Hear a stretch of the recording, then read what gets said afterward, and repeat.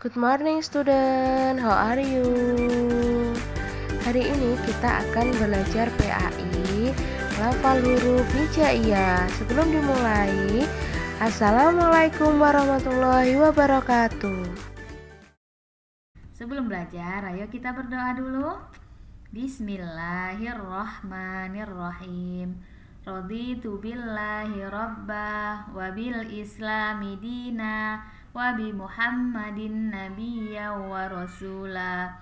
Rabbi zidni ilma warzuqni fahman. Amin. Nah, materi pembelajaran kita hari ini yaitu tentang huruf hijaiyah bersambung dan cara melafalkannya. Dan kedua tentang makhorijul huruf dan harokatnya. Sebelumnya, huruf hijaiyah adalah huruf berejaan Arab atau yang biasa disebut dengan huruf Arab. Huruf hijaiyah berjumlah 29 huruf, diawali dengan huruf alif dan diakhiri dengan huruf ya. Ketika membaca dan menulis huruf hijaiyah diawali dari sebelah kanan. Anak-anak, sekarang kita belajar tentang penulisan huruf hijaiyah bersambung. Apabila beberapa huruf hijaiyah disambung, akan terjadi perubahan bentuk pada huruf hijaiyah tersebut.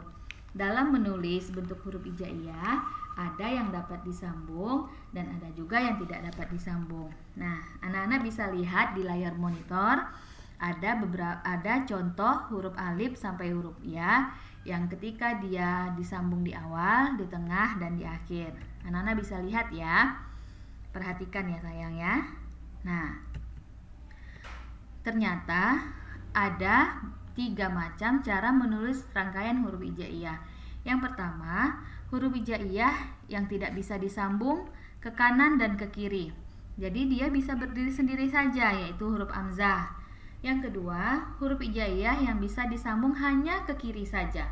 Dia tidak bisa disambung ke kanan, yaitu huruf alif, dal, zal, ro, zai, dan waw.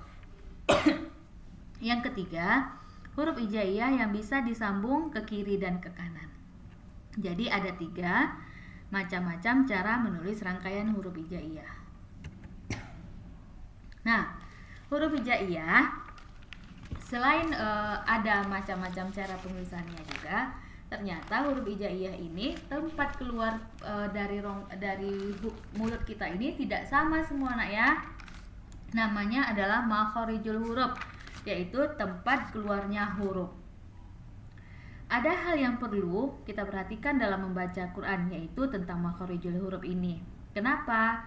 Karena bila makhraj suatu huruf bertukar dengan makhraj lain, itu termasuk kesalahan besar dan bisa mengakibatkan perubahan makna. Jadi, kita harus benar-benar memahami di mana tempat keluar huruf tersebut. Nah, nanti bisa anak-anak Bu Nova lihat dengan jelas di LKS halaman 22 dan 23 ya sayangnya. Di sini Bu Nova jelaskan garis besarnya saja, yaitu kelompok yang keluar dari rongga mulut ada 3 huruf, yaitu alif, waw, ya. Kelompok yang keluar dari tenggorokan hamzah, ha, ain, ha, kho, gho. Kelompok huruf yang keluar dari lidah ko, ka, ja, shin, ya, dot, lam, nun, ro, to, da, ta, zo, za, za, so, zai, sin. Lalu ada kelompok yang keluar dari 2 bibir hurufnya, yaitu fa, waw, ba, dan mim. Dan kelompok yang keluar dari rongga hidung atau disebut juga dengan gunnah ya nak ya, sebagaimana yang terdapat di dalam hukum-hukum tajwid. Sekarang Bu Nova akan melafalkan huruf hijaiyah bersambung. Anak-anak tirukan ya bunyinya. Dakhoru, buriza, zutada, dabaru, farihun, alaqun, kitabun, zalimun, su'uron, rasyidan, doroban, basiron. Nah, itu ya nak ya. Sekarang kita belajar tentang harokat atau tanda baca. Harokat itu adalah tanda baca yang terdapat pada huruf hijaiyah. Nah, yang pertama kita belajar harokat fathah. Harokat fathah ini merupakan harokat yang berbunyi A. Garis kecil terdapat di atas huruf hijaiyah. Jadi harokat fathah ini terdapat di atas huruf hijaiyah tandanya dan berbunyi A. Contohnya alif fathah A, ba fathah ba, ta fathah ta. Lalu harokat kasroh. Harokat kasroh ini tanda baca yang terdapat di bawah huruf hijaiyah. Ini sayang ya. Dan dia melambangkan bunyi I. Contohnya alif kasroh I, ba kasroh bi, ta kasroh ti. Lalu harokat dhammah. Harokat dhammah ini adalah tanda baca berbentuk seperti huruf waw terletak di atas huruf hijaiyah, dan tanda dhammah ini berbunyi U. Contohnya alif dhammah U, ba dhammah bu, ta dhammah tu. Lalu kita belajar harokat tanwin. Harokat tanwin ini terbagi 3 ya sayang ya. Ada fathatain, kasrotain, dan dhammatain. Tanwin ini harokatnya adalah harokat rangkap, berbunyi N di belakangnya. Jadi kalau fathah dia A, kalau fathatain dia menjadi An. Kalau kasroh dia I, kalau kasrotain dia menjadi In. Kalau dhammah dia U, kalau dhammatain dia menjadi Un. Nah, ini contohnya. Fathatain an, ban, tan. Kasrotain in, bin, tin. Dhammatain un, bun, tun. Selanjutnya harokat sukun.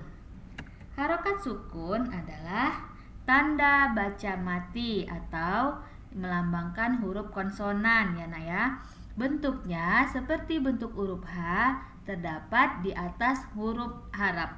Nah, misalnya ba fathah bertemu dengan ta sukun bacaannya bat. Ba kasroh bertemu dengan sin sukun bacaannya bis. Mim dhammah bertemu dengan sin sukun bacaannya mus. Dan kita belajar tentang harokat tasydid. Apa itu harokat tasydid? Harokat tasydid adalah tanda baca berbentuk huruf W atau kepala huruf sin yang terletak di atas huruf Arab.